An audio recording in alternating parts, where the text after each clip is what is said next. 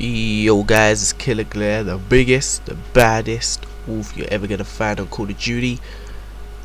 I'm back and I bet you can guess what I bought with me today. That's right, another domination commentary using my favorite gun, the ACR.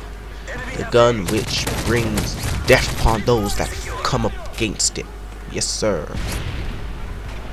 Only one difference to the type of gameplay I'm using today. Usually I'll be using them lethal kill streaks, like you normally see me using the Reaper, Predator missile, all of that stuff. But today I'm just going to be using the specialist package, trying to get those kill streaks and unlock all of them perks, which to be honest I see as very helpful. I like that addition to this game. I've never spoken about that before, so I thought I'd just add that in. Yes. Using the ACR red dot silencer, kind of like the feedback I'm getting from the hints and tips videos that I've been putting up, even though I haven't been getting a lot of views for them. But if you haven't seen them already, check them out. I like the feedback, so obviously I'm going to be trying to incorporate some hints and tips into this commentary as well as the gameplay itself. For example, I'm going to start off with a hint and tip. Yeah, I know, I'm kind, but you don't need to say anything. Firstly, when using a specialist package, I always recommend using the 2 attachments proficiency. Only reason for this is because when you unlock the specialist package, when you get your 8 kill streak, you don't only unlock the perks, but you unlock all the proficiencies as well. But obviously if you've only got 1 attachment on your gun, you won't be able to add another one. So yeah, make sure you go in there with 2 attachments, that when you get your specialist you can get all the other proficiencies as well as the attachments, which will come in equally as handy. Also, I know that Dome being a small map, a lot of people find it hard to get around the map without getting a lot of deaths as well as kills. So while playing domination on Dome, if ever, I would suggest taking the A and the C flag and allowing the enemies to have the B. This way, the building in which the B flag is in, there's only 2 ways of getting out of there, and the enemy will constantly be spawning in there. So that way you can spawn trap them, get your kills up by quite a lot without racking up as many deaths. So yeah, that's another tip for Dome, especially on domination, if you're trying to go for a high KD. And even still, you win the match because you'll have the 2 flags and the enemies won't be able to get out. So any which way, you'll be in a win-win situation and you will get those kills. For me, I prefer my kill to death ratio being high rather than my win-loss ratio, though I do try and get them both up. But yeah, so a lot of my tips will be to do with high kills, low deaths, but they usually go hand in hand with winning matches, so you can take those tips and incorporate them into your gameplay to win the match as well. The B flag, A flag, C flag, whatever I'm talking about, you'll see that later on, where we capture the A and the C flag and the enemies at B and they're just getting their ass kicked. So yes, recently, what's been happening recently? New Year, hope everyone had a good New Year, Happy New Year and all that stuff. Me myself, I did, if anyone cares. But yeah, I hope everyone had a good New Year. Don't know too much about these resolutions though. Everyone every year saying, New Year resolution, new me, new them, new I'm gonna do this, I'm gonna do that, I'm not gonna do this, blah blah, I'm gonna be a better person. I don't believe in all of that personally, and for me, I believe that if I wanted to be a better person, I would change there and then. I don't have to wait for the new year. I'm always trying to be a better person, so I wouldn't be living my life in a way where I don't believe that I could be a better person unless I realise something about myself and change it. But of course, everyone's not me, so if you have a New Year's resolution, you can drop it in the comment box what your New Year's resolution is going to be, or what they are, something you want to change about yourself, or an impact that you're going to make on society, anything. Just share it with us, because this is all about meeting new people, sharing your ideas, being heard. Nothing worse than not being heard. I hate it when I'm just there talking away and no one's listening to me. It gets me frustrated. I just want to go and beat up something. But moving on. Yeah, new year, new games, new Call of Duty. This Call of Duty at the moment, the gameplay, everything like that. Yeah, of course I like it, but it's kind of getting on my nerves, making my blood pressure rise. For example, with the theater mode is actually getting me angry. Originally I had a match on Dome, using a specialist package with the striker, no attachments, first time I used it, and I did in fact get a nice score. But theater mode seems to be messing up all of my games recently, and there was about 6 games that just got made unusable because of the stupid lag or the destruction which theater mode caused to the gameplays and ruin them. So, you know, gotta move on, but theater mode's really doing my head in. I don't really like it. So yeah, the next Call of Duty will be something I'm looking forward to this year, which brings me on to my next topic.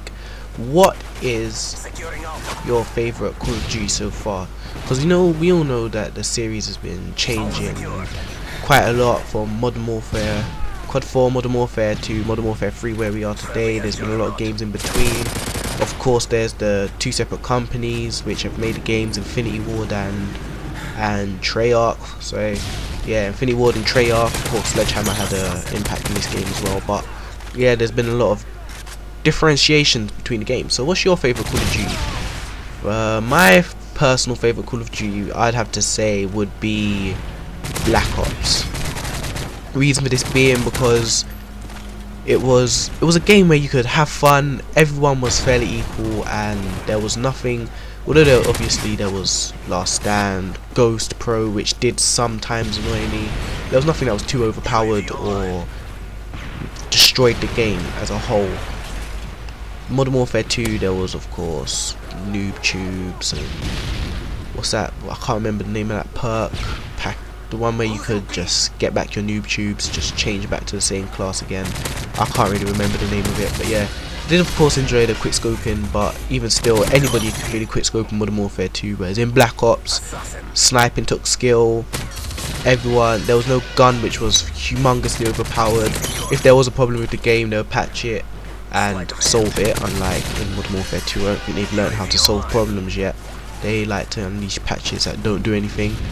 But yeah, they did. I think Black Ops was the most balanced Call of Duty so far. Modern Warfare 3, I don't know. I don't think it reaches my top 3. I'd say it goes Black Ops, then World at War. World at War, I believe, is humongously underrated. Whenever people talk about Call of Duty games, they totally disregard World at War for some reason.